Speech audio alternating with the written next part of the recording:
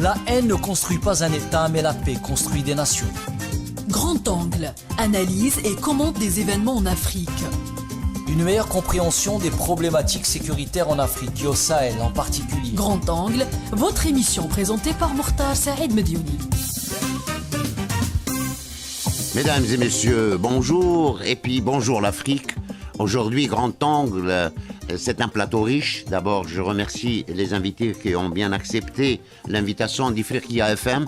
Ifriqiya FM qui, chaque jour, on s'est fixé comme objectif de donner encore plus de hauteur à nos émissions afin d'apporter les éclairages nécessaires. Et c'est pour cela qu'à chaque fois, on fait appel à des invités de marque qui peuvent apporter vraiment un éclairage objectif et qui permet même à l'auditeur et l'auditrice lambda de comprendre les enjeux de ce monde. Donc cette émission Grand Angle, je la fais comme d'habitude avec mes deux compères. Alors Dr Ahmed Ben Saada qui se trouve à Alger. Merci d'être là. Bonjour Monsieur Mediouni et bien sûr bonjour l'Afrique. Bonjour l'Afrique. Et Monsieur Zine Charfaoui, toujours, qui m'a jamais quitté. Bonjour Zine, merci. Bonjour aux auditrices et aux auditeurs d'Ifriqiya FM. Alors, les invités, je commencerai par la gauche, parce que la gauche aussi, il y a des gens qui aiment la gauche. Donc, je commencerai par la gauche. À ma gauche, il y a le professeur Rudolf. Pardon? Bien sûr, et Rudolf, et je dirais même en libanais El-Kare. Voilà. Rudolf El-Kare, qui est professeur émérite des universités, Beyrouth, France et Canada. Qui est là pour la deuxième fois en Algérie. Voilà, je pense que j'ai toutes les informations. Merci d'être là, professeur Rudolf. Il y aura encore des surprises, vous allez voir. Voilà, d'accord. Et puis, à droite aussi, qui n'est pas à présenter, monsieur Majid Nama, qui était directeur d'Africasie, qui est actuellement en 2A, le directeur du magazine 2A, qui est la voix des non-alignés. Alors, il a apporté beaucoup de contributions à la compréhension de ce monde à travers ses œuvres, son travail quotidien et son patriotisme surtout. Merci d'être là, Monsieur Majidnam. Monsieur Mediouni, je vous remercie de m'avoir. C'est un honneur pour moi de participer à vos débats et à vos émissions. Merci beaucoup. Et puis, il y aura avec nous à partir de 11h, à partir de Genève, Monsieur Riyad Sidawi. Donc, on aura par vidéo à partir de Genève. Et puis, Riyad Sidawi n'est plus à présenter, ni en Algérie, ni dans le monde. Lui aussi, par ses contributions à la compréhension des enjeux géopolitiques de ce monde. Alors, la thématique, je pense qu'on est tous d'accord sur la nécessité de débattre de ce sujet. Ces guerres en cours sont-elles annonciatrices, je laisserai ça pour la première partie, annonciatrices justement d'un nouvel ordre mondial, parce que on a des guerres qui sont en cours, l'Ukraine, on a la Palestine, Gaza au Moyen-Orient, la Syrie c'est pas encore terminé aussi, hein. On a le Soudan, on a le Sahel, donc tous ces conflits dans les différents continents, est-ce que ça n'annonce pas l'établissement ou la mise en place d'un nouvel ordre économique mondial? Alors, si vous permettez, je donnerai la parole à Monsieur Majd, puisqu'il ne sera plus avec nous à 11h, d'accord? Et voilà, vous avez la parole, Monsieur Majd. Écoutez, déjà l'ancien ordre mondial est tombé. Ça, c'est... Vous mettez en face du micro, s'il vous plaît. Oui. Voilà. C'est sûr et certain, l'ancien ordre né sur les décombres de l'Union soviétique et de la fin de la Première Guerre mondiale, ça devient du passé. Il suffit de regarder le Conseil de sécurité de l'ONU, auquel l'Algérie va être membre non permanent à partir de janvier. Il est bloqué par ce nouvel ordre qui est en train de naître. L'ancien ordre ne fonctionne plus, et pour preuve, c'est la Chine et la Russie utilisent régulièrement, systématiquement, leur veto contre toutes les résolutions qui viennent de la partie qui visent occidentale. Le monde arabe, qui visent le monde musulman, qui visent l'Afrique. On l'a vu avec le Mali, avec le Niger et tout ça. Donc le Conseil de sécurité, qui est l'instance la plus importante du système onusien né après la Deuxième Guerre mondiale, ne fonctionne plus. Il est en blocage. Il est en blocage parce Un que blocage. les deux parties parce utilisent leur qu'avant, veto. si vous voulez, les deux grands membres permanents du Conseil de sécurité, la Russie et la Chine, s'abstenaient. Quand elles étaient opposées s'abstenaient, ne faisaient pas de blocage. Du coup, le Conseil de sécurité est devenu une chambre d'enregistrement des volontés américaines occidentales. Tout ça, c'est fini. Ça a commencé avec la Syrie, surtout avec l'amère expérience en Libye, parce que à cette époque-là, la résolution 1970-1973 visait finalement à protéger les civils. Une zone d'exclusion aérienne. C'était au départ, c'était ça. Oui, mais Voilà. pas à intervenir directement. Ouais. Donc, la Russie et la Chine ont eu le malheur et l'erreur de ne pas opposer leur veto. Et là, ils l'ont regretté. Et la Russie le regrette jusqu'à Surtout présent. la Russie, moi je me rappelle la réaction de colère de Vladimir Poutine quand il était Premier ministre à l'époque, c'est-à-dire c'était pas lui qui dirigeait la politique extérieure russe. Il a dit ça c'est une nouvelle croisade. Il a utilisé le mot croisade de l'Occident contre les pays du Sud. Donc c'était le début. Avec la Syrie, dès que l'occasion s'est présentée en 2011, quelques mois après la Libye, la Russie et la Chine ont utilisé un double veto. Et depuis, par exemple, la Chine, qui a très peu utilisé son droit de veto, sauf pour des questions concernant son environnement géopolitique proche, a utilisé ce droit de veto au moins une dizaine de fois concernant la Syrie. Oui, voilà, vous ne passerez pas. Voilà. Donc, et c'était au Yémen, pareil, partout où il y avait des enjeux de politique hégémonique occidentale. Donc maintenant, on a un bloc qui s'oppose à l'hégémon, comme l'a écrit notre ami Ahmad dans un dernier article, occidental, c'est fini. L'Occident, il est en train de dégringoler. La monnaie américaine est en train de reculer. D'abord, à travers l'histoire, Oui. Chaque empire, il arrive au sommet, puis vient le jour où ça dégringole, et là, les positions... On dit, comme tout empire périra. Périra, voilà. Et on a vu que l'Europe, actuellement, cette Europe vassale des États-Unis, elle est en train de perdre énormément sur le plan politique, sur le plan économique, sur le plan des alliances. Et justement, est-ce que c'est pas le début de la fin de cette hégémonie? Oui. Et c'est la question que je poserai au docteur Ahmed Ben Saada.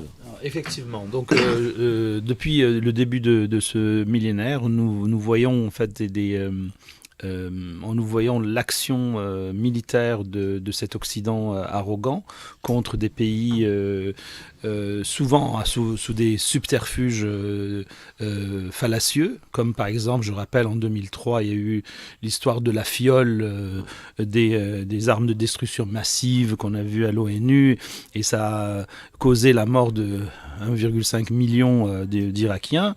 Ensuite, il y a eu la fameuse le fake news des 6000 morts de Kadhafi qui a été la cause finalement de l'adoption de la résolution 1973 contre la Libye. Et puis, ce que nous voyons actuellement, soit en Ukraine, soit en Palestine, c'est en fait ce deux poids, deux mesures. Comment peut-on être contre l'invasion de la Russie des territoires ukrainiens et pour le nettoyage ethnique en Palestine? C'est deux choses complètement antinomiques.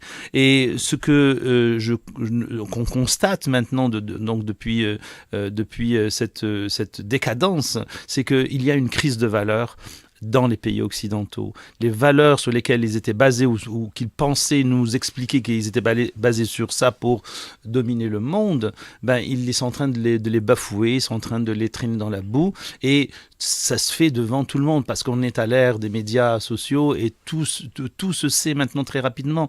Et des fois on se demande sur quelle planète vivent les décideurs européens et américains, sur quelle planète ils vivent. Quand on voit par exemple que quand il y a eu le vote contre l'embargo de Cuba récemment, le monde entier a voté contre l'embargo. Il y a eu juste les États-Unis, Israël et l'Ukraine qui s'est accroché à ça en s'abstenant. Donc vous voyez, quand il y a eu le vote, comme disait mon ami Majed, quand il y a eu les votes contre l'invasion donc de la Russie, l'Afrique et le Sud global, on voit en fait une séparation, on voit un gap qui se creuse, énorme gap qui se creuse entre ce qu'on appelle l'Occident et ce qu'on appelle actuellement le Sud global. Et cette cassure ne va faire qu'augmenter. Si on regarde maintenant les indicateurs économiques, les groupes qui se forment actuellement comme les BRICS et les BRICS+, on assiste justement à un changement non seulement politique, mais qui est en fait dû qui va être exacerbé avec l'hégémonie économique qui va s'accompagner. Parce qu'actuellement, le Sud global détient tous les chiffres, tous les indicateurs économiques et sociaux actuellement. Ben merci, Dr Ahmed Ben Saada. C'est bien de m'avoir fait rappeler quelque chose. Actuellement, il y a des informations, il y a des déclarations même, que Zelensky, il est décrié même dans son entourage. D'abord, la dernière déclaration du maire de Kiev et du chef d'état-major de son armée. Est-ce que c'est pas à la fin du pion ou du soldat Zelensky? Certaines choses commencent à changer parce que nous pensons, et tous les experts le pensent, que la guerre, elle est déjà bouclée par la Russie contre l'Ukraine et que l'Ukraine ne pourra plus jamais reprendre les territoires qu'elle a perdus.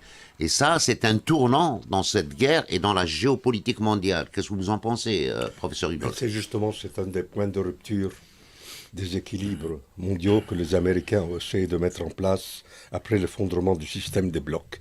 Souvenez-vous de ce récit sur l'histoire qui avait été présenté par un monsieur qui s'appelle Fukuyama, qui disait que nous entrions dans la période de la fin de l'histoire. Aujourd'hui, nous vivons cette rupture-là, c'est-à-dire qu'il y a, si vous voulez, des lieux géopolitiques, géographiques, où cette rupture est en train de se présenter. Et un des lieux les plus importants, avant l'Ukraine, avant ce que nous voyons aujourd'hui en Palestine, même si c'est extrêmement important, c'est la Syrie. C'est la Syrie parce que la Syrie est un pivot historique.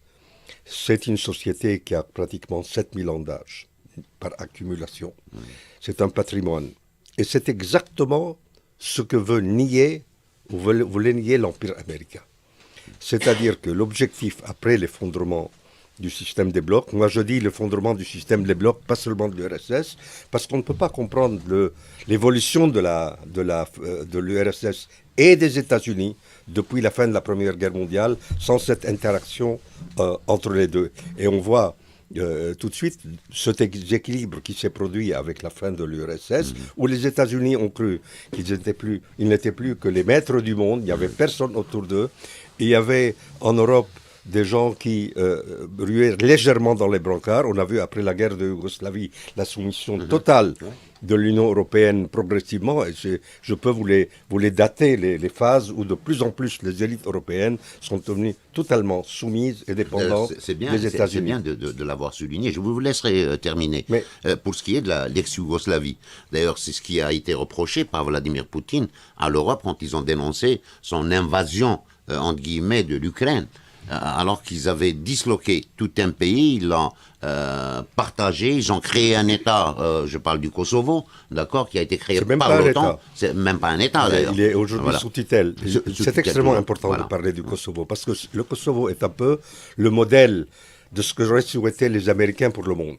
C'est-à-dire une base américaine principale implantée au sein de l'entité Kosovo, un État avec le respect que je dois aux gens, mais c'est en fait une alliance des mafias et des milices au Kosovo, sous tutelle de l'OTAN, qui est toujours sous tutelle de l'OTAN. Et avec évidemment le système de poids et de mesure, parce qu'avec les Serbes on se comporte d'une manière, avec les Kosovars d'une autre manière, etc. Mais je voudrais revenir sur ce point que j'avais soulevé sur la question de la Syrie, dans le sillage de ce qu'a dit notre ami Majed Names sur le double veto. Le double veto est une affirmation politique.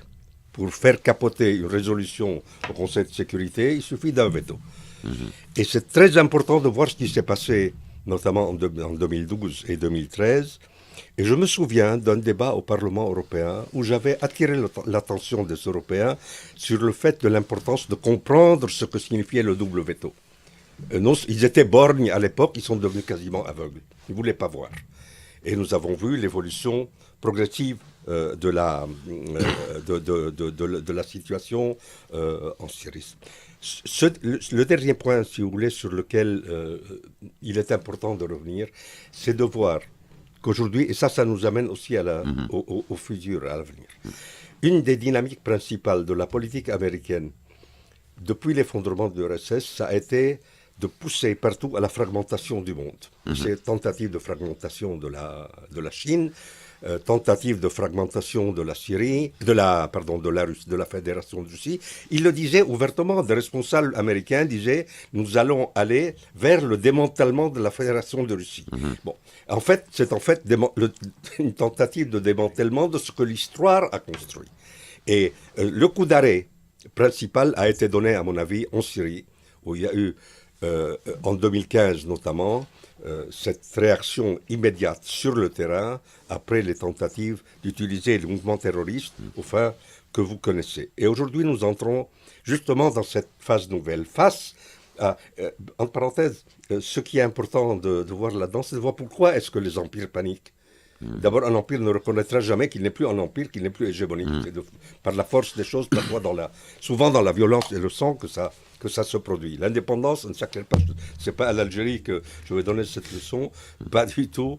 L'indépendance s'acquiert par les sacrifices d'une nation, d'un peuple, d'une société, d'un État. Eh bien, ce qui a beaucoup dérangé, justement, les Américains à l'époque, c'est que l'État syrien et la société syrienne ont fait une preuve d'une capacité de résistance qui a fait, si vous voulez, qui a démenti tous leurs pronostics concernant cette désagrégation. Et là, je vais faire le lien très rapide entre ce processus de fragmentation qui était initié par les Américains. Il suffit de lire Zbigniew Brzezinski pour savoir, parce qu'ils écrivent, ils disent ce qu'ils font, ou le rapport de la Rand Corporation, et le futur et l'avenir. Là où eux travaillent sur la dissociation et la dislocation, nous, dans nos sociétés, de ce que vous avez appelé, cher ami Ben Saada, le Sud global, nous travaillons à l'association, à la reconstruction. Et je pense que c'est cette phase nouvelle dans laquelle nous entrons. Permettez-moi juste de rappeler une petite chose qui est extrêmement importante pour l'Afrique. Vous vous souvenez, lors des indépendances juridiques, la sagesse des dirigeants du mouvement anticolonial s'est exprimée en disant notamment: nous n'allons pas reformuler ou changer les frontières héritées de la décolonisation pour ne pas ajouter au désordre de la colonisation le désordre de la décolonisation. Le résultat, ça a été quoi? Ça a été l'assassinat de Lumumba, ça a été l'assassinat de Barca. Voilà comment il réagit. Dernier point, j'ai une petite fierté concernant l'Afrique, si je peux me permettre de vous la dire. Parce que je ne suis pas arrivé comme je veux sur la chose. Vous savez, c'est moi qui ai rédigé mon émission, c'est l'émission où la liberté d'expression, elle est totale. Alors, exprimez-vous. Simplement, je vous dis, cette petite fierté, c'est moi qui ai rédigé l'exposé des motifs de la reconstruction de l'Union africaine il y a une vingtaine d'années. Ah ben super, on est fiers que vous soyez avec nous dans ce studio.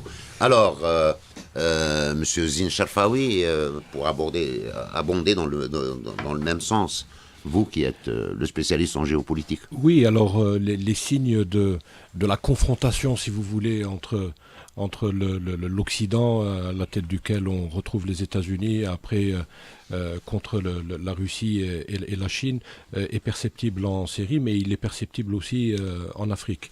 Alors en Afrique, effectivement, nous assistons à la fin d'un monde, mais le nouveau monde a du mal à naître aussi. Donc, malheureusement, c'est que ce changement ou cette transition se fait de manière cataclysmique. Alors vous avez l'ancien monde qui est là, qui résiste, etc. Nous le voyons en Afrique. Vous avez les anciennes puissances coloniales ont été chassées de certains pays. Bon, je prends l'exemple de la France qui a été chassée de la Centrafrique, qui a été chassée du Mali, qui a été chassée du Burkina Faso, et plus récemment encore du Niger. Mais bon, elle résiste aussi dans d'autres endroits, et particulièrement en Afrique de l'Ouest. Et vous avez aussi les États-Unis qui ne font pas beaucoup de bruit en Afrique, mais qui sont là et qui surveillent de très près l'évolution de la situation, et qui pratiquement, pour reprendre un jargon des journalistes sportifs, qui fait un marquage individuel strict à la Russie. Donc, par exemple, vous savez tous qu'il y a eu en juillet dernier un coup d'État au Niger. Et donc, à l'issue duquel un pouvoir a été mis en place et un Conseil national pour la sauvegarde de la patrie, et à la tête duquel on retrouve des généraux. Donc l'une des premières décisions de ces généraux a été de chasser l'ancienne puissance coloniale qui est la France. Et bon, il y a eu des velléités aussi de demander aussi très gentiment aux États-Unis de partir. Ça n'a pas été fait. Les États-Unis, même si officiellement dans leur doctrine, ils quittent les pays où il y a des coups d'État, mais dans le cas du Niger, ils ne sont pas partis. Parce que c'est stratégique. Ah oui, parce que... Et en plus ça, ils étaient très intelligents, les Américains. Si on se souvient, ils n'ont pas dénoncé le coup d'État. C'était à demi-mot, voilà. Oui, donc ils ont fait un peu entorse à leur ligne de conduite, et parce que, bon, ils considèrent que cette région du monde est extrêmement importante. Elle est extrêmement importante du point de vue des ressources. Le Niger est un pays riche en uranium, donc c'est la raison pour laquelle la France a vraiment essayé de résister, d'essayer de ne pas partir, mais bon, au final, ils sont partis, donc ils sont là, donc les États-Unis, puis ça permet aussi aux États-Unis de suivre pratiquement à la seconde tout ce qui se déroule au Sahel. Et aujourd'hui, la grande hantise des États-Unis est de voir débarquer la Russie dans la région. Et la Russie, elle commence à réinvestir, à s'installer dans la région. La Chine aussi. La Chine, ils sont pour le moment dans une attitude qui consiste à faire uniquement des affaires, etc. Donc, mais les Russes ont affirmé, il y a une volonté claire de la part de la Russie de retravailler avec ses anciens alliés. Donc durant les années 60, les Russes avaient d'excellentes relations avec le Mali, avec le Niger, etc. Et elle considère que c'est aussi son champ d'influence, mais plus encore son milieu naturel. Ouais. Et donc, on le voit avec la récente visite d'un vice-ministre de la Défense russe, d'abord qui a transité par la Libye, qui a vu Haftar très longuement, et auquel Moscou a proposé une coopération militaire accrue. Et les Russes font la même chose aujourd'hui avec une signature d'un accord de coopération avec Niamey, signature de coopération avec le Ouagadougou. Et donc voilà, donc, ce que je veux dire par là, c'est que, bon, pour revenir un petit peu à notre sujet de départ, effectivement, donc, nous avons la Syrie qui effectivement renseigne ou traduit ou exprime effectivement ce changement du monde, mais en Afrique encore plus. Pourquoi ? Parce que l'Afrique est un continent qui fait 1,2 milliard d'habitants actuellement. Il va faire probablement le double dans moins d'une dizaine d'années. Et aujourd'hui, tout le monde dit que l'Afrique est le continent de l'avenir. C'est le plus prolifique en matière de naissance. Voilà. Et d'ailleurs, je vous rappellerai, messieurs, je vous rends la parole. Chaque fois, il y a un document, il y a une œuvre qui a été demandée au service de renseignement américain, à la CIA.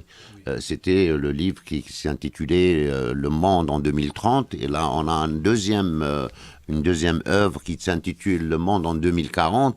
Et on voit que tout est focalisé sur cette Afrique qui devient la bombe de demain sur le plan démographique, parce que faudrait remettre les choses dans leur contexte.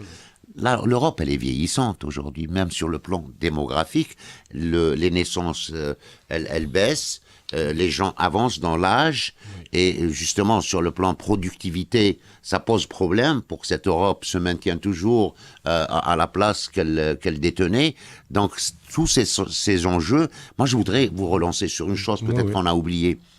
Durant ce siècle, l'Amérique, la puissance, qui a utilisé l'OTAN, c'est eux qui ont créé les groupes terroristes, on est d'accord. Je parle de l'Afghanistan, les moudjahidines afghans. Après, en Syrie, Al-Nusra, l'EI, parce que c'est même des agents des services de renseignement américains qui ont commencé à parler, que de dire que l'EI, c'est nous qui l'avons. D'ailleurs, on voit que l'armée israélienne Tsahel, hein, l'armée sioniste, elle fait sortir des blessés de Nosra, de Syrie, pour les soigner. Donc, l'utilisation de groupes terroristes, c'est pour déstabiliser ou pour maintenir l'hégémonie sur ces régions du monde. Alors, je te laisse continuer, je donnerai la parole à Ahmed. Oui, alors là où nous voyons, nous, très maladroitement de la démographie, à l'extérieur, on voit surtout un marché. Donc vous avez aujourd'hui 1,2 milliard, demain vous aurez peut-être 2 ou 3 milliards. Et pour les Occidentaux, c'est un marché énorme, sans compter que tout le monde s'accorde à dire aujourd'hui que l'Afrique, au plan des ressources, ça sera un peu la dynamique, le moteur de demain. Donc aujourd'hui, c'est pour ça que il y a aujourd'hui une intensification des guerres d'influence en Afrique, et permettez-moi et l'intensité ou l'importance du continent est vérifiée à travers la visite du secrétaire d'État américain Anthony Blinken pour la première fois de l'histoire à Niamey il y a 6 ou 7 mois.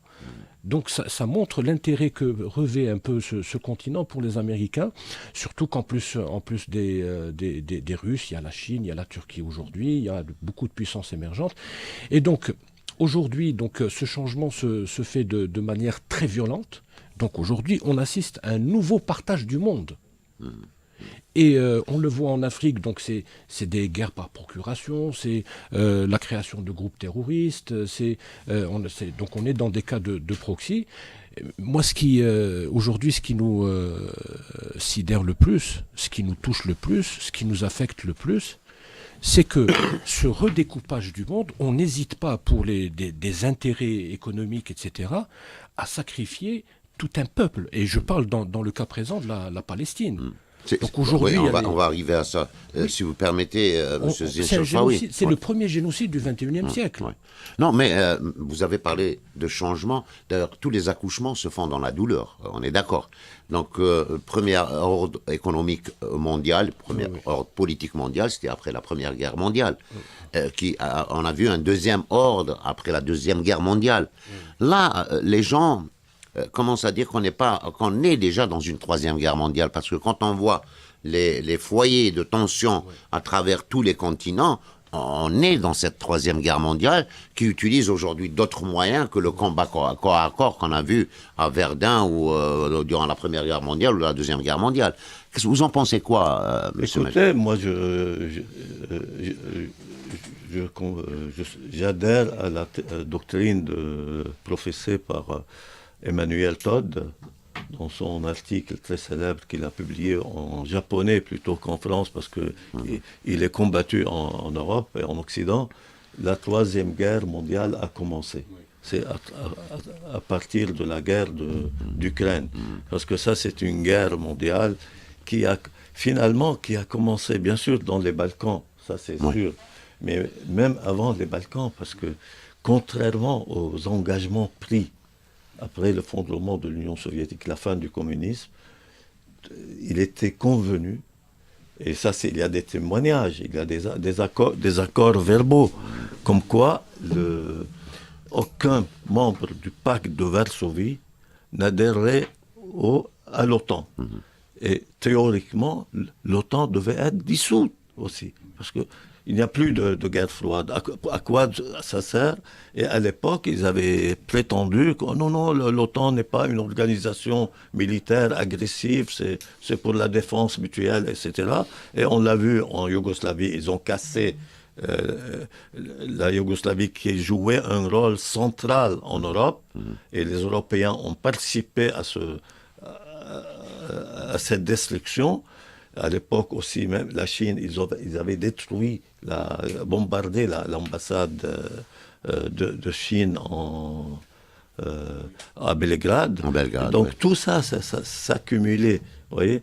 Et puis il y avait les révolutions de couleur qu'ils avaient fait en Ukraine déjà depuis 2000. Vous en pensez quoi du départ précipité des forces de l'OTAN de l'Afghanistan? Ces scènes qu'on a vues, c'est le début de la décadence de cet empire. Le problème, c'est qu'ils ne lisent pas l'histoire. D'abord, l'Afghanistan n'a jamais été occupé, ou provisoirement. c'est-à-dire les Britanniques, avec le passage de Khaybar en Afghanistan, ils étaient massacrés. Vous voyez, c'est parce que la physiologie, la physionomie de l'Afghanistan ressemble beaucoup au Yémen du Nord. Et ça ressemble à l'Algérie aussi. Hein, ça ressemble à l'Algérie. Tous les empires qui sont passés, ils sont partis. Ils n'ont pas tiré les enseignements du Vietnam. Moi, je compare les scènes de débandade dans l'aéroport de Kaboul aux scènes Hanoï. À Saigon. Saigon. Le dernier ambassadeur a grimpé sur un hélicoptère. Ouais. Et puis après, ce qui a suivi, les boat people et tout ça. Et c'est pour cela que Giap disait que l'impérialisme est un mauvais élève qui n'apprend pas les leçons. Non, oui, c'est pas son arrogance. Et c'est le cas aussi d'Israël. Ils n'ont pas tiré les enseignements de leur défaite en 1973. En 1973, je le confirme, c'était une victoire de l'armée égyptienne et syrienne, aidée aussi par quelques armées arabes, y compris l'algérienne. D'ailleurs, c'est toujours la hantise de Sharon. Et c'était la trahison de Sadat qui a laissé tomber la Syrie, qui pensait, et là c'est une aberration géopolitique, que 99% des cartes sont entre les mains des États-Unis. Bon, maintenant on voit l'Égypte. Dans quel état se trouve l'Égypte? Avec le système libéral, soi-disant libéral, avec l'alliance avec les États-Unis, alors que l'Égypte nassérienne était le leader du monde arabe, du monde de l'Afrique. Rappelons-nous le rôle de l'Égypte de l'époque. C'est la même chose au Congo. Comme David n'a rien apporté à l'Égypte, c'est comme la normalisation et les accords d'Abraham pour les pays qui ont normalisé. Oui, donc voilà, c'est-à-dire c'est le sort de ceux qui se fient aux colonisateurs et en qui ils croient que c'est une assurance vie. Finalement, on les laisse tomber. Par exemple, en Côte d'Ivoire, pour parler de l'Afrique, en Côte d'Ivoire, Gbagbo avait une garde rapprochée israélienne. Ça n'a pas empêché de l'évincer. En Mauritanie, Oueltaï, il a aussi établi des relations diplomatiques avec Israël, soi-disant pour se protéger, pour qu'il reste au pouvoir. Monsieur Medj, un signe aussi qui ne trompe pas. L'armée israélienne, telle qu'on l'a décrit comme invincible, cette armée sioniste, sans pitié, avec son armement, sa technologie, elle n'a pas pu faire face à la résistance palestinienne. S'il n'y avait pas eu l'apport et le soutien logistique et même humain, il y a 50 000 combattants qui sont injectés dans l'armée de Tsahel, et il y a les porte-avions qui défendent justement l'armée israélienne contre les Houthis. Donc finalement, un monde est en train de changer. Non, pas seulement. C'est-à-dire, depuis 67, c'était la seule guerre, parce que le monde arabe n'était pas préparé, ne voulait pas faire la guerre. Ça, c'est une évidence. Parce qu'il voulait... Non, c'était le roi du Maroc qui avait trahi les Arabes. Il avait trahi. C'était après, pour la guerre de 73, parce qu'il a trahi tout le temps. C'est pas seulement pour ces guerres. Si vous voulez, Israël n'a gagné aucune guerre, parce que c'est quoi gagner une guerre? C'est obtenir les résultats, c'est-à-dire réaliser les objectifs de la guerre. Or, ni en 73, ni en 82, Israël a occupé une capitale arabe en 82, et elle a dû fuir, vraiment fuir la capitale libanaise.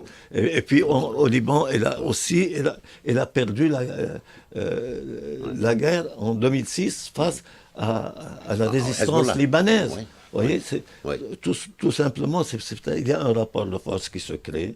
Maintenant, c'est comme disait le secrétaire général du Hezbollah, Israël est elle est plus fragile que il commence à y avoir beaucoup de problèmes dans la politique intérieure israélienne.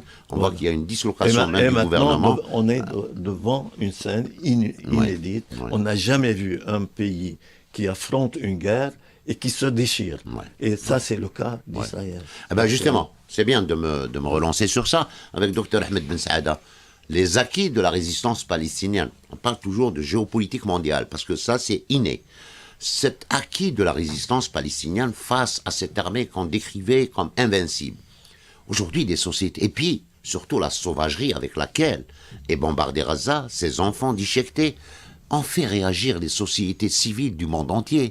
Et l'université américaine qui prend à bras le corps cette cause palestinienne, est-ce que c'est pas un tournant dans l'histoire de cette humanité? Bien sûr, mais je vous rappelle, par exemple, l'ancien ambassadeur israélien à Paris, dans une émission radio à Paris, il se plaignait, il dit se lamentait, les nouvelles générations ne lisaient pas l'histoire.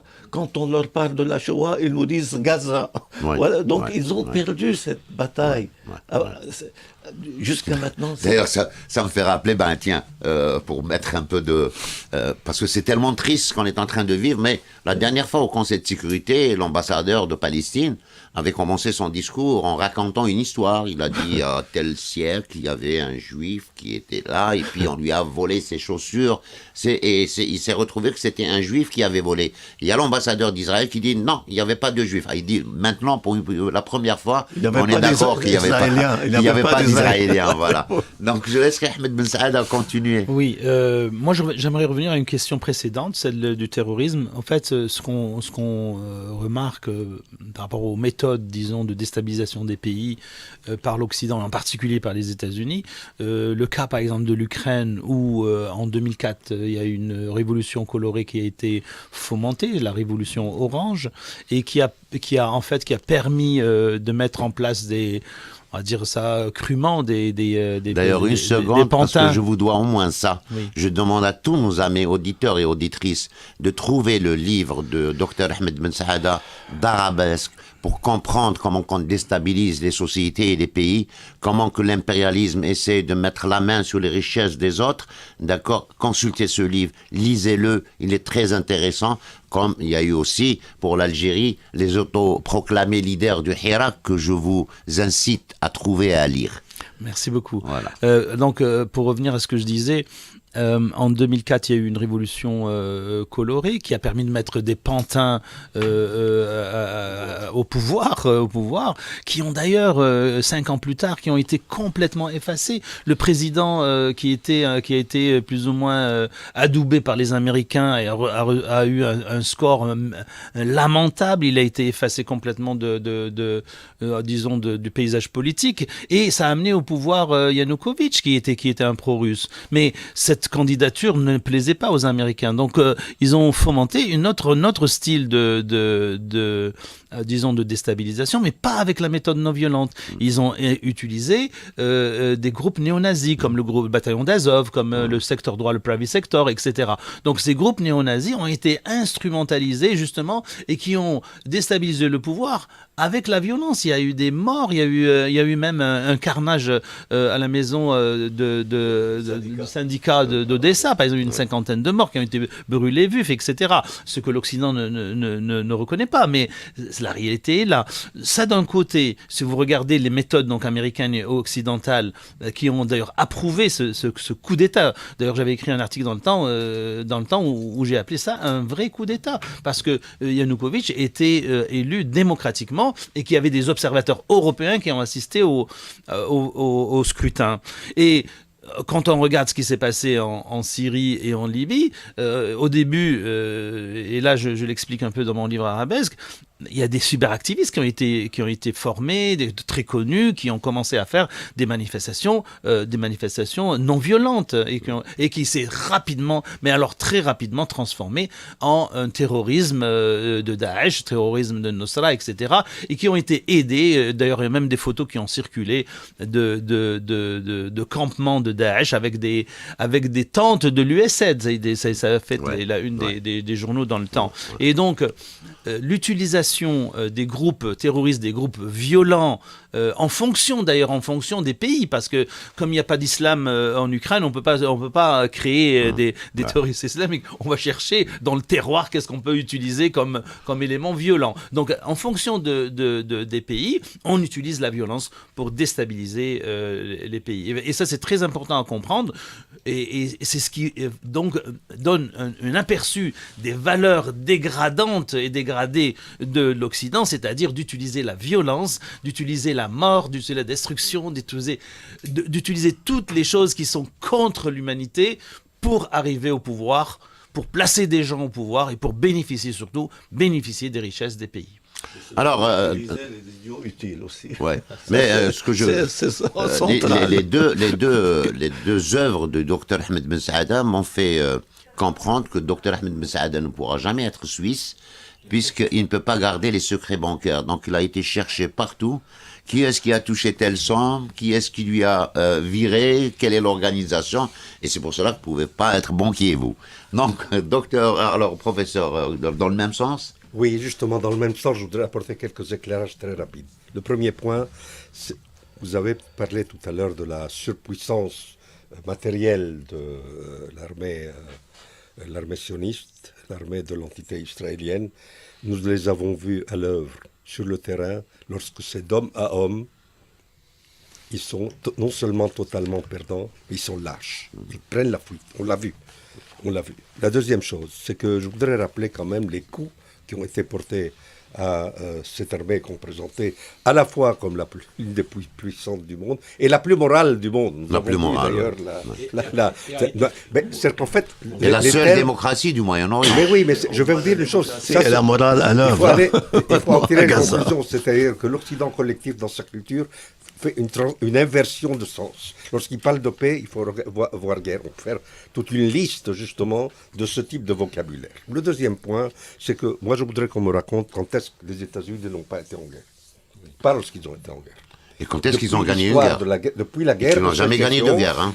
Il n'y a jamais eu de période où les États-Unis, non seulement n'étaient pas en guerre, mais lorsqu'il n'y en avait pas, il n'y avait pas les conditions, ils les provoquaient. Le troisième point, qui, à mon avis, est très important. Vous l'avez soulevé sur la question des liens entre les mouvements terroristes et certaines sphères de l'OTAN et des États-Unis.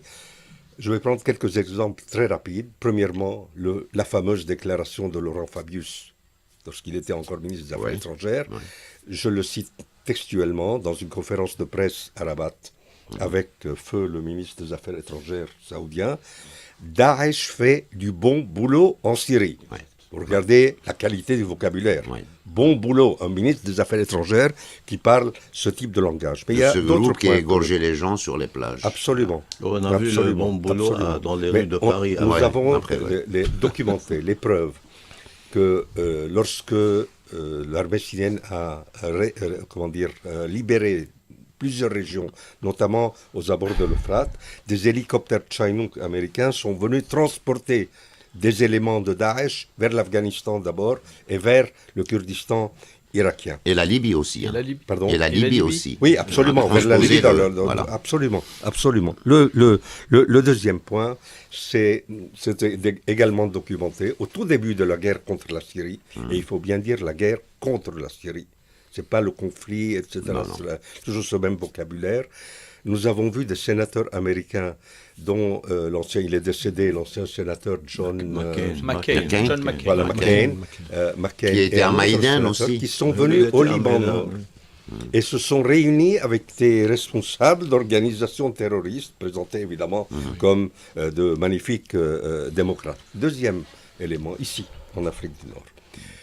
Vous vous souvenez de ce monsieur dont la tête avait été mise à prix pour $1 million par la CIA, il s'appelle Abdel quelque chose, Abdel Krim, je ne sais plus comment. Sa tête était mise à prix par la CIA. Par la CIA. Un an plus tard, on le retrouve en train de prendre dans ses bras, elle aussi le prenait dans ses bras, Madame Hillary Clinton au pied de son avion. Troisième élément, ou quatrième, je me souviens de cette manchette du Washington Post qui disait à un moment, dans le sud de la Syrie, les milices financées par la CIA se battent contre les milices financées par le Pentagone. Ça, c'est... Ouais. Et on peut, à l'avenant, si vous voulez, trouver... L'autre point, c'est cette correspondance qu'il y a entre le récit idéologique, une forfaiture, et qui est vraiment une imposture, que je voudrais résumer par ce qu'a dit M. Borrell, qui m'a beaucoup étonné d'ailleurs, il faut que je le dise. Le Borrell qu'on pratique actuellement comme ministre des Affaires étrangères européen n'a rien à voir avec le Borrell comme si c'était qui a été président du Parlement européen. Il y a quelque chose qui a changé. Lorsque ce monsieur s'est permis de dire que l'Europe était un jardin entouré d'une jungle barbare. Et en plus de ça, alors ça c'est extrêmement intéressant parce que ça rejoint la première question que vous avez posée sur quel monde change.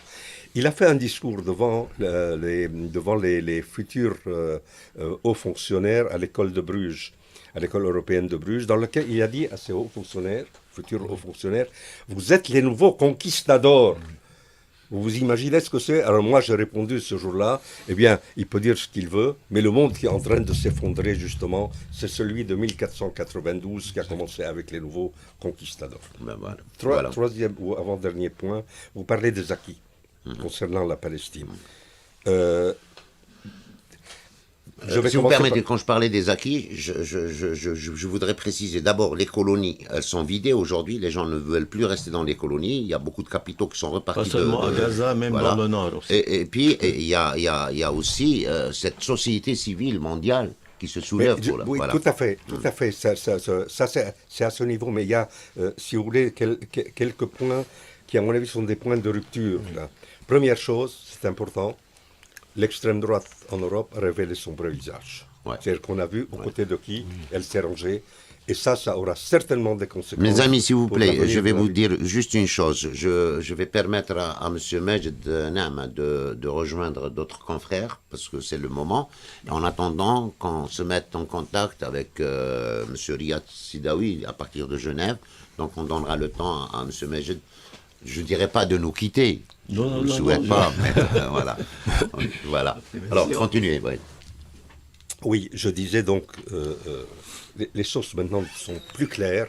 L'extrême droite européenne qui surfait de façon très floue sur certaines causes, aujourd'hui a révélé son vrai visage. Et ça, je pense que ça aura un impact sur l'évolution politique au sein des États européens. La deuxième chose, le deuxième acquis, c'est que ce qu'on a appelé les accords d'Abraham, qui sont un mensonge, une forfaiture, une imposture, pour la faire très courte et de façon très claire, sont quasiment aujourd'hui à terre. Ça, c'est terminé. Et le troisième point, qui est extrêmement important sur le temps long, c'est que pendant 75 ans, l'entité israélienne et ses parents ont essayé de détruire littéralement la société palestinienne de l'intérieur en misant principalement sur la deuxième et troisième génération. Eh bien, ce que vous voyez aujourd'hui, c'est la troisième génération qui est beaucoup plus radicale que celle qui l'a précédée. Et ici, je me rappelle cette phrase de cette jeune Tamimi qui disait « Nous sommes la génération qui va libérer la Palestine. » C'est cette génération que vous voyez devant vous. Je terminerai juste sur ce petit point rapide. Ce que si vous voulez, dans cette perspective de même mise des États-Unis, dont on a parlé, sur le monde, littéralement, et cette tentative de redécoupage du monde au profit d'un centre impérial, il y a des éléments qu'il faut relever. C'est la négation des États, la négation de la personnalité nationale des États, des sociétés. Et aujourd'hui, je pense que donc c'est une négation, si vous voulez, à la fois de leur histoire, de leur patrimoine, de leur culture. Et ce que nous retrouvons aujourd'hui, justement, dans cette nouvelle dynamique qui s'ouvre, c'est un respect des souverainetés, un respect du patrimoine national, un respect des sociétés nationales et une reconstruction totale sur la base du respect de ce qu'est chacun. Vous parliez tout à l'heure de la Russie et de la Chine. Justement, ce qui fait la différence, c'est que la Russie et la Chine, parce qu'on entend, oui, ils vont remplacer, un ministre français s'est permis même de dire, mais attention, les Africains, il y a un nouveau colonialisme. De quel droit vous êtes le dernier à oser ouvrir la bouche, si je peux me permettre ça, vous, ministre français, sur ce qui s'est passé. Monsieur Rudolph, et donc, juste cette dernière phrase. C'est très court parce qu'on arrive au flash de 11h. Alors je voudrais... Ce respect des souverainetés et de l'intégrité nationale de cette société. Merci, M. Rudolph. On va revenir juste... maintenant, c'est le flash de 11 heures. Je laisserai mon confrère le présenter, puis on reviendra pour continuer notre débat. Et j'espère qu'entre-temps, on aura la connexion et le contact avec M. Riyad Sidaoui. Mesdames et messieurs, rebonjour, et puis rebonjour à l'Afrique. Voilà, nous écoutions ces cris d'enfants, cette résistance magnifique, et puis cette lâcheté des Occidentaux. Quand on nie le droit d'un peuple à sa résistance, à son indépendance. Donc voilà, ce monde qui est en décadence, il met de côté même le droit international, parce que quand on parle d'Israël a le droit de se défendre, c'est faux. Israël elle a le devoir, en tant que force occupante, de protéger les populations et ne pas les bombarder. D'accord, mais je salue aussi, il y a des moments d'espoir, la position du président algérien et de l'Algérie de rester droit dans ses bottes en étant toujours aux côtés des peuples opprimés. Et ça, c'est une fierté pour nous d'être algériens. Et je pense que même nos amis sont fiers d'être avec nous aujourd'hui. Totalement. Voilà. Totalement. Alors, on va continuer ce débat. Et je ne sais pas si on a le contact avec M. Riyad Sidaoui, donc on l'aura dans un moment. Et la dernière, ce qu'on est en train d'entendre sur le plan de la nouvelle géopolitique mondiale, le fait de mettre de côté les règles qu'eux-mêmes ont mis en place, je parle du droit international. Donc ça, c'est un peu révoltant. Et on voit qu'ils sont en panique, ces gens-là. Ils savent pertinemment qu'ils sont en train de perdre pied en étant cette force hégémonique et qu'il y a un remplacement qui doit se faire par le tiers-monde, par le Sud global, par les non-alignés, par toutes ces forces qui sont épris de justice et de liberté. On a vu le soutien de l'Amérique latine par rapport à la cause palestinienne. Je pense qu'on a déjà le contact, je pense, avec M. Riyad Sidaoui à partir de Genève. Oui. Ah ben, bonjour, M. Riyad Sidaoui, bonjour. Bonjour, vous êtes avec... Merci. Et puis je vous souhaite bienvenue à notre émission Grand Angle. Alors que Merci beaucoup. Hier le matin, c'était le plein soleil. J'arrive à Genève, la neige, moins de degrés. Ah ben, tout a changé. Ah ben, Dommage. revenez, vous avez toujours votre place ici. Et puis, toujours avec Merci moi, pour m'accompagner dans cette émission Grand Angle à Ifriqiya FM. Alors, j'ai avec moi le docteur Ahmed Ben Saada. Je n'ai pas à vous le présenter, vous êtes amis. D'accord? Et j'ai avec moi aussi, alors, monsieur Zine Sharfawi, journaliste, politologue et puis spécialiste des questions géopolitiques, surtout du Sahel et de l'Afrique. Et avec moi au studio, Rudolph, que vous connaissez, d'accord? Vous avez eu l'occasion de vous croiser. Et Rudolph, il est professeur émérite des universités de Beyrouth, de France et du Canada. Et le thème qu'on avait choisi, c'était « Est-ce que ces guerres qui sont en cours ne sont pas annonciatrices d'un nouvel ordre mondial ?» Et on abordera en deuxième partie, là, pour la deuxième demi-heure, là où vous êtes avec nous, cette convoitise, ou bien cette Afrique qui attise les convoitises des superpuissances. Il en est de quoi, justement? Est-ce que c'est ces richesses? Est-ce que c'est un nouvel ordre qui se met en place? Donc, je voudrais qu'on continue notre débat. Et je vous donnerai la parole à vous en premier, Monsieur Riyad Sidaoui. Oui. Absolument. Moi, le nouvel ordre mondial, on peut le voir tout d'abord à travers les chiffres. On le comprend par les chiffres. Ça fait quelques petites années, le FMI et la Banque mondiale ont déclaré que en 2030, et pour la première fois, le produit intérieur brut, PIB chinois, va dépasser le produit intérieur brut américain, le PIB américain. D'ailleurs, l'Inde et le PIB indien a dépassé largement celui de la Grande-Bretagne, l'ex-puissance coloniale qui a colonisé l'Inde. Donc le colonisé a dépassé le colonisateur. Très bien. Évidemment, la France, même la France qui est septième actuellement, derrière l'Inde et la Grande-Bretagne, en 2030, elle va avoir la 10e place. Donc le Brésil et l'Indonésie vont dépasser l'économie française. Comment pouvons-nous analyser tous ces chiffres? évidemment, il y a une mutation, évidemment, il y a un nouvel ordre mondial qui est en train de se composer. Alors la Russie, c'est la puissance nucléaire.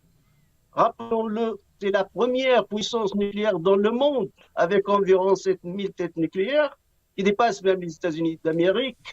Et certes, avec les États-Unis d'Amérique, ils ont 90% des têtes nucléaires dans le monde entier. Et les 10% partagés avec la France, la Chine, la Grande-Bretagne, l'Inde, le Pakistan et malheureusement l'entité sioniste. Donc, à travers les chiffres, on voit bien ce nouvel ordre mondial. Poutine, avec la guerre en Ukraine, a accéléré l'émergence de ce nouvel ordre mondial, puisque le monde est divisé. Aujourd'hui, nous sommes en train de vivre une guerre forward, clairement. L'axe sino-russe est bien illustré, surtout au plan économique, parce que l'Occident, quand il a installé des embargos, des sanctions contre la Russie, certes, elles étaient peut-être mortelles pour l'économie russe, mais la solidarité chinoise a tout cassé. La solidarité chinoise a tout cassé. Nous sommes dans un nouvel ordre mondial qui va être confirmé par les chiffres en 2030. Oui, on vous entend. Allô? On n'a plus de contact avec... Autre question? Oui. Non. Justement, vous parlez de chiffres et les chiffres sont parlants de la mise en place d'un nouvel ordre économique mondial d'abord, mais il y a aussi un nouvel ordre politique mondial, c'est la disparition de l'hégémonie des États-Unis et de l'OTAN, surtout l'OTAN. Bon, l'OTAN n'est rien sans les États-Unis, on l'a découvert pratiquement en Afghanistan, quand les Américains ont décidé de se retirer, tout le monde a plié bagages, donc il n'y avait plus d'OTAN. Mais justement, ces guerres, alors Gaza, l'Ukraine, l'Afrique, il y a le Soudan qui est toujours en guerre, après la partition du Soudan, le Sahel qui est déstabilisé, pratiquement, monsieur Riyad Sidawi, on est dans une 3e guerre mondiale. Guerre mondiale, parce qu'on a deux genres de guerre, la guerre froide, évidemment la guerre chaude. Et une 3e guerre mondiale chaude, ça veut dire une confrontation directe entre légions, c'est impossible, parce que pour une simple raison, c'est la fin de la planète, c'est la fin de l'humanité et de notre planète. Mais on parle d'une guerre forward. Qu'est-ce que c'est une guerre forward, par définition?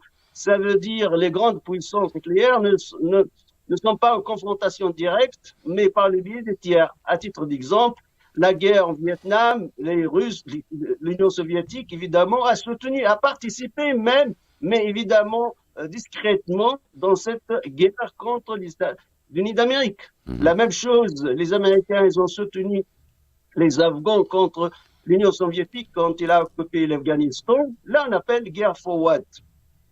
C'est la même chose aujourd'hui, à titre d'exemple. En Ukraine, il y a un soutien énorme de la part de l'OTAN, donc des États-Unis d'Amérique, vis-à-vis de l'Ukraine. Et peut-être aussi, il y a une présence des officiers de l'OTAN et une participation aussi, mais pas officiellement, c'est toujours discrètement, parce qu'il y a ce que nous appelons les règles de jeu, ou les règles de jeu entre les deux grandes puissances. Il y a toujours une téléphone rouge entre le Pentagone, ça veut dire le ministère de la Défense américain, et le ministère de la Défense russe. Parce qu'une guerre mondiale, 3e guerre mondiale, c'est la fin de l'humanité. Mais une guerre forward, oui, nous sommes dans une guerre forward. D'ailleurs, à mon avis, le changement ou le nouvel ordre mondial a été bien illustré en Syrie. Oui, monsieur Riyad, monsieur Riyad Sidawi.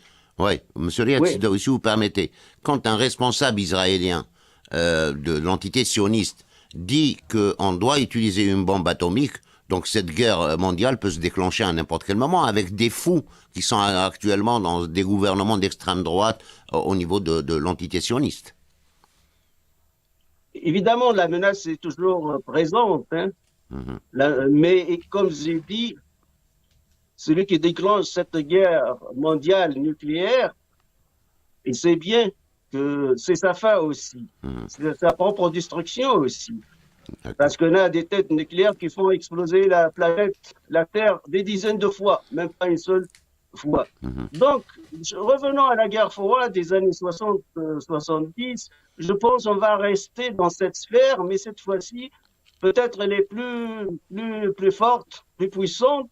Et comme je l'ai dit, le nouvel ordre mondial, moi j'ai constaté en Syrie, parce qu'il y a eu un projet d'éliminer le régime syrien, comme le cas libyen en 2011. Roland Dumas, l'ex-ministre des Affaires étrangères français, sur le plateau de l'antenne d'une chaîne de télévision française, a dit j'étais à Londres 2 ans avant la crise, ça veut dire 2009.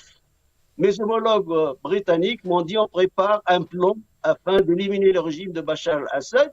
Et quand le journaliste français lui a posé la question, mais pour quelle raison, il a dit c'est un régime qui ne veut pas signer un accord de paix avec Israël, qui soutient la résistance libanaise et la résistance palestinienne. Donc il y a une décision au sein de l'OTAN afin d'éliminer ce régime. Pourquoi je vous raconte cette histoire?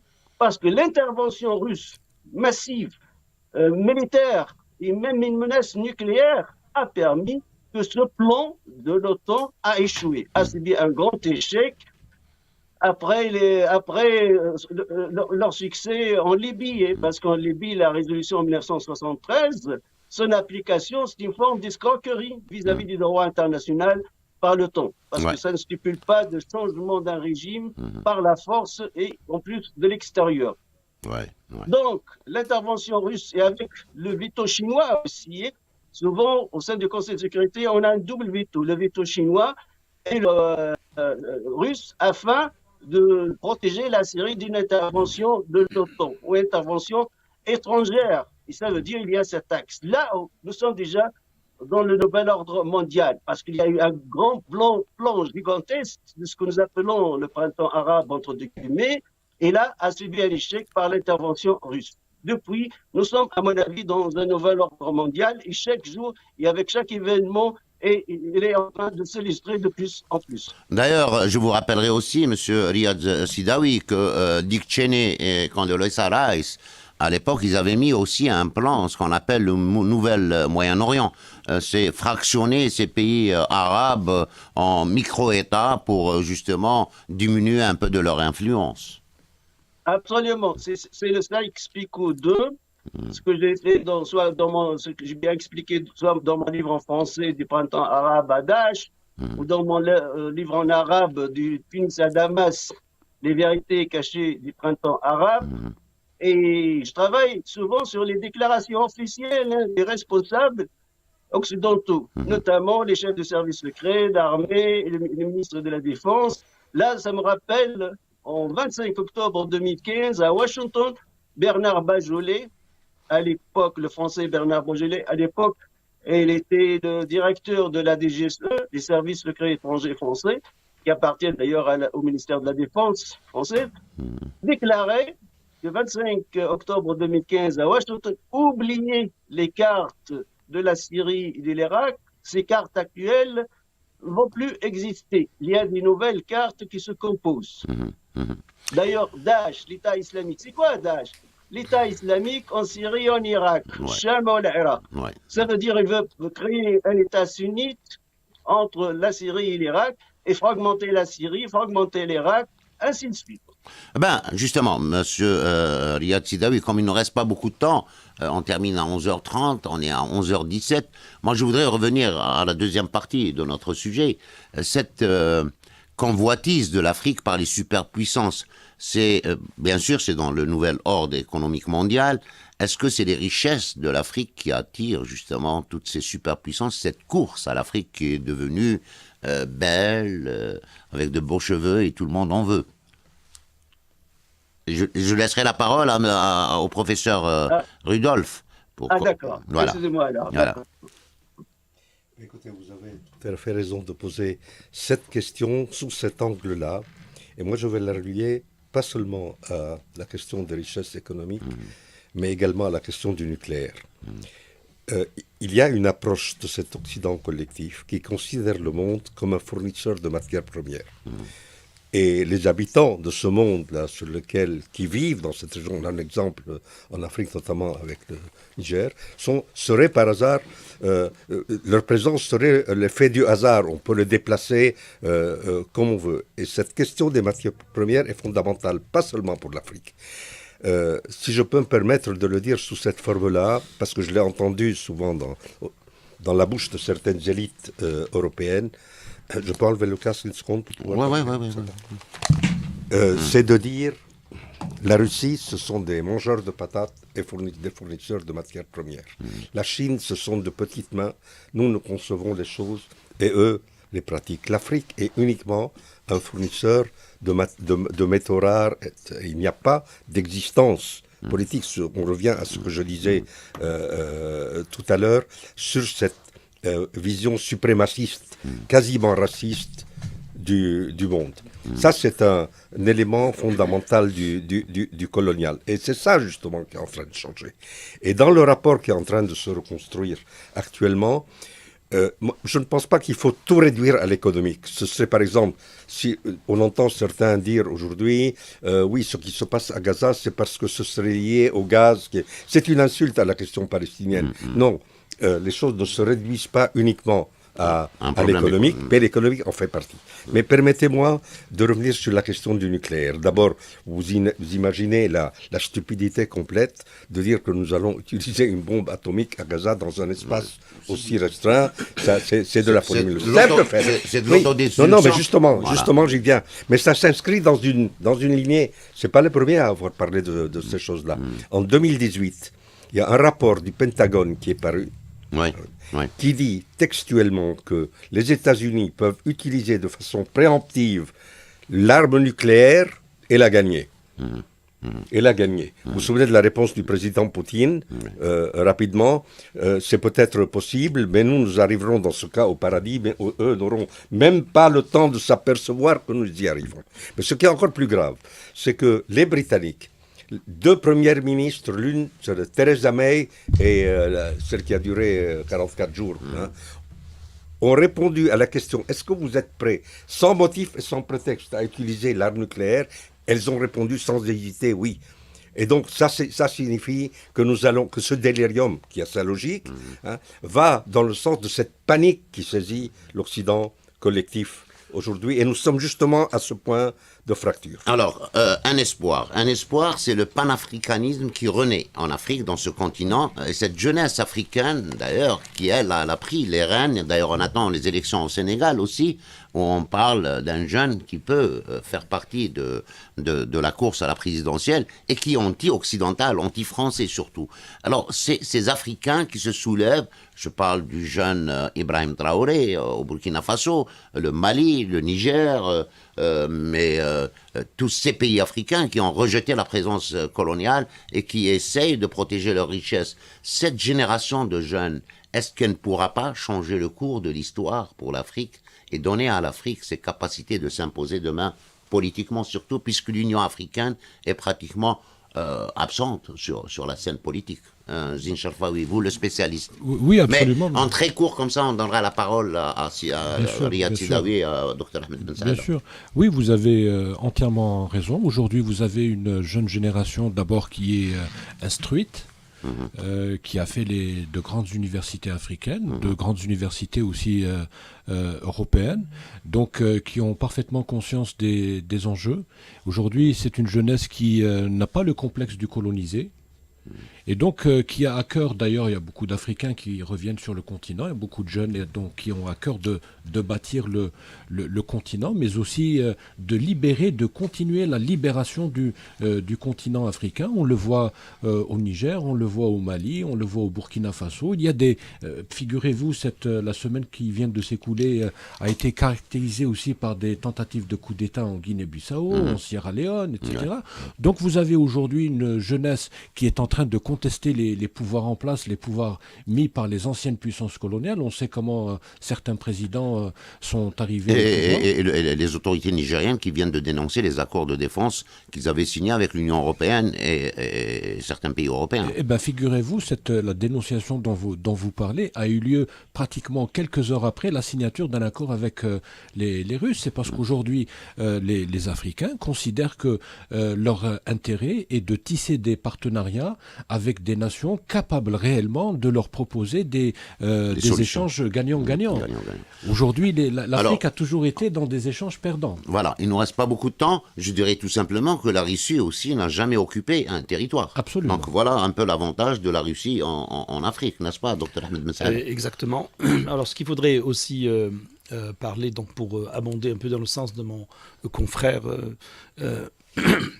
Zain Sharfawi, c'est que cette jeunesse aussi, en fait, il y a eu le système colonial, le néocolonialisme français, mais aussi il y a eu depuis, disons, une vingtaine d'années, une incursion de toutes les théories de non-violence qui sont portées par les réseaux Soros en Afrique. Les réseaux Soros sont très puissants, sont très présents, ils sont dans les médias, ils sont dans les mouvements de jeunesse. Il faudrait aussi, maintenant qu'on en parle de manière ouverte dans les médias, il faudrait qu'ils fassent attention justement à de ne pas se faire manipuler par les réseaux Soros, d'avoir en tête l'intérêt de leur pays et non pas ceux des Américains, parce que je rappelle que les réseaux Soros travaillent pour les États-Unis et ils ont travaillé pour les États-Unis dans les révolutions colorées, ils travaillent partout. Les réseaux Soros travaillent avec le département d'État. Il faut qu'ils le sachent. Il ne faut pas qu'ils embarquent là-dedans. Il faut qu'ils aient l'intérêt de leur pays en tête, en primeur. C'est de ça qu'il s'agit et non pas remplacer une puissance par une autre. Et je rappelle qu'il y avait la doctrine Monroe en Amérique du Sud, et maintenant, vu la quasi-disparition des États-Unis, de la France, des pays du sud du Sahel, on voit l'infiltration aussi américaine de manière insidieuse, parce que les États-Unis, on a remarqué qu'ils font pas vraiment beaucoup de bruit, mais qu'ils travaillent en douce. Il faut faire très attention. On peut collaborer avec les États-Unis, on peut collaborer avec la France, mais d'égal à égal. Oui. Merci, Dr Ahmed Ben Saada. Je donnerai la dernière intervention à notre ami, Monsieur Riyad Sidawi, s'il nous écoute. Oui, je vous écoute bien sûr. Alors à propos de l'Afrique, qu'est-ce que vous en pensez, Monsieur Riyad Sidawi? L'Afrique aussi a compris qu'il y a un changement, il y a l'espoir, parce qu'il y a ce que nous appelons une occasion en or, finalement. La division du monde, le nouvel ordre mondial, entre deux blocs, le bloc sino-russe et le bloc occidental, ça donne une occasion en or aux pays africains afin de chercher leur indépendance réelle, leur indépendance économique, politique. Donc, on a vu la théorie de domino, c'est comme les années 60 aussi, pendant la guerre froide, on a vu la théorie de domino fonctionne. On a commencé par Rwanda, puis notamment par la République centrafricaine, puis c'est le Mali, puis c'est le Burkina Faso, puis c'est le Niger, des jeunes officiers qui sont les fils et les enfants du peuple, et jeunes, très jeunes, ils ont décidé à changer la donne dans leur pays et à chasser le colonisateur, parce que le colonisateur aussi c'est économique, l'ex-colonisateur c'est l'exploitation évidemment de la matière première sans rien donner. Le Niger, à titre d'exemple, c'est un pays parmi les pays les plus pauvres dans le monde. Mais le Niger, c'est grâce à l'uranium du Niger que l'électricité en France fonctionne. À travers les réacteurs nucléaires là en France. Donc, avec Areva ces pays sont riches, mais malheureusement, avec l'exploitation occidentale, sont devenus pauvres. Aujourd'hui, ces jeunes ont pris la décision d'avoir leur indépendance politique et économique en exploitant cette nouvelle brèche qui est l'occasion en or. C'est la division des grandes puissances dans le monde. Je vous remercie, Monsieur Riyad Sidawi, d'avoir été avec nous à partir de Genève. Je donnerai le dernier mot, puisqu'il le demande, au professeur Ridolf. Voilà. Je ne cherche pas à avoir le dernier mot, simplement je voulais insister dans ce formidable chantier d'avenir qui s'ouvre sur l'importance de la culture au sens profond du terme, sur le changement mental. Et si je voulais que je résume la question, je la résume en quelques mots. L'important dans ce chantier, c'est que nous retrouvions la maîtrise de nous-mêmes et du récit de nous-mêmes par nous-mêmes. Voilà, merci pour ces mots. Alors, je rappelle qu'ils ont été avec moi à partir de Genève, monsieur Riyad Sidawi. Il y avait monsieur Majid Denama, qui est directeur de 2A, le porte-voix du tiers-monde et des noms alignés. Et avec nous aussi monsieur Rudolf Al-Qari, je voudrais le dire en libanais. Ça veut dire le lion. Voilà. Veut dire le lion. Ça veut dire le lion. Donc il y avait le lion avec nous. Toujours avec moi, Dr Ahmed Ben Saada, que je remercie pour tout le travail qu'il fait, pour justement, pas uniquement pour l'Algérie, mais pour l'ensemble des peuples, pour une prise en... Qui veut dire le bonheur. Hein. Qui veut dire le bonheur. Oui, c'est le bonheur. Et monsieur Zine Sharfawi aussi, toujours avec moi. Merci Zine. Et vous m'avez vraiment épaté en étant à gauche. J'espère que la gauche va gagner dans le reste du monde, parce qu'actuellement, c'est la mode de la droite. Mais tu perds un peu trop de vue qu'en Algérie, il n'y a pas de gauche, il n'y a pas de droite. Nous travaillons tous, nous allons tous dans le même sens. Non, sur ce nous plateau, sommes oui. dans une phase de libération nationale. Ouais. Et ces gauches dont vous parlez, moi je les appelle aujourd'hui la gauche pentagone. Voilà. Donc il ne faudrait pas être dans la gauche pentagone. Voilà, nous arrivons au terme de notre émission. Mesdames et messieurs, je vous remercie de nous avoir suivis. Je remercie l'ensemble de l'équipe technique qui a fait un excellent travail avec nous aujourd'hui et tous les efforts qu'ils ont consentis. Et puis je vous dis au revoir, paix à l'Afrique, paix à ce monde et au prochain numéro. Au revoir.